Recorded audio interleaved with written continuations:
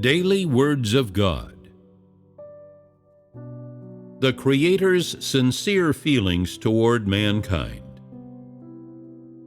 People often say that it is not an easy thing to know God. However, I say that knowing God is not a difficult matter at all. For God frequently displays His deeds for man to see.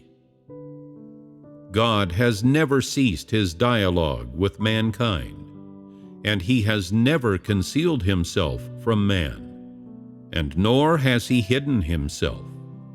His thoughts, His ideas, His words, and His deeds are all revealed to mankind.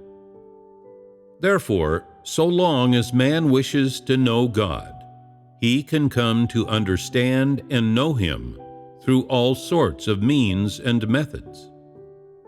The reason why man blindly thinks that God has intentionally avoided him, that God has intentionally hidden Himself from humanity, that God has no intention of allowing man to understand and know Him, is because he does not know who God is, and nor does he wish to understand God.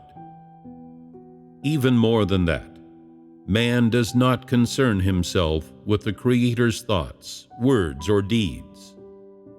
Truthfully speaking, if a person just uses their spare time to focus upon and understand the Creator's words or deeds, and if they pay just a little attention to the Creator's thoughts and the voice of His heart, it will not be difficult for that person to realize that the Creator's thoughts, words, and deeds are visible and transparent. Likewise, it will take little effort to realize that the Creator is among man at all times, that He is always in conversation with man and the entirety of creation, and that He is performing new deeds every day. His essence and disposition are expressed in His dialogue with man. His thoughts and ideas are revealed completely in His deeds. He accompanies and observes mankind at all times. He speaks quietly to mankind and all of creation with His silent words. I am in the heavens, and I am amongst my creation. I am keeping watch. I am waiting. I am at your side. His hands are warm and strong. His footsteps are light. His voice is soft and graceful. His form passes and turns, embracing all of mankind. His countenance is beautiful and gentle. He has never left, never vanished. Day and night, He is mankind's constant companion, never to leave their side. His devoted care and special affection for humanity, as well as His true concern and love for man, were displayed bit by bit as He saved the city of Nineveh. In particular, the exchange between Jehovah God and Jonah fully revealed the Creator's tenderness for the mankind He Himself created. Through those words, you can obtain a deep understanding of God's sincere feelings for humanity. The following passage was recorded in the book of Jonah, chapter 4, verses 10 and 11. Then said Jehovah, You have had pity on the gourd, for the which you have not labored, neither made it grow, which came up in a night and perished in a night. And should not I spare Nineveh, that great city, wherein are more than 600,000 persons that cannot discern between their right hand and their left hand, and also much cattle? These are the actual words of Jehovah God, recorded from a conversation between God and Jonah. Though this exchange is brief, it brims with the Creator's care for mankind and His reluctance to give mankind up. These words express the true attitude and feelings that God holds within His heart for His creation. Through these words, which are clear and precise, such as are rarely heard by man, God states His true intentions for humanity. This exchange represents an attitude God held toward the people of Nineveh. But what kind of attitude is it?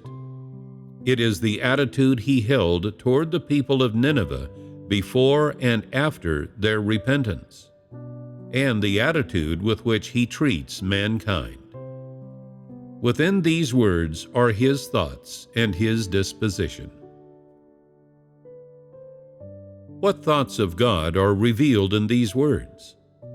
If you pay attention to the details as you read, it will not be difficult for you to notice that He uses the word pity. The use of this word shows God's true attitude toward mankind. On the level of literal meaning, people can interpret the word pity in different ways. First, it means to love and protect, to feel tenderness toward something. Second, it means to love dearly. And finally, it means to be unwilling to hurt something and to be unable to bear doing so. In short, this word implies tender affection and love, as well as an unwillingness to give up someone or something. It implies God's mercy and tolerance toward man.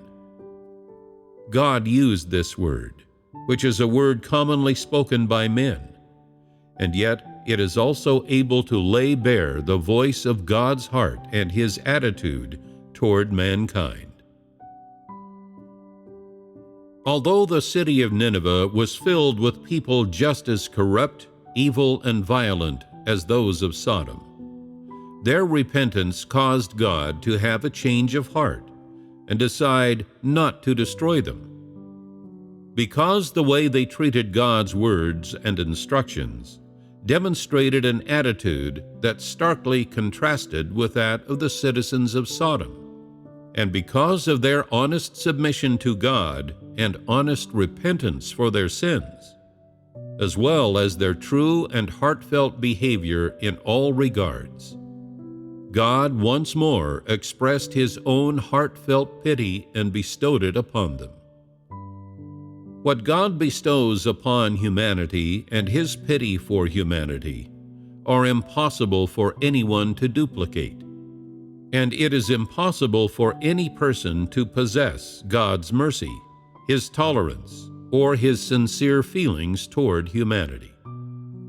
Is there anyone whom you deem a great man or woman, or even a superhuman, who would, from a high point, speaking as a great man or woman, or upon the highest point, make this kind of statement to mankind or to creation?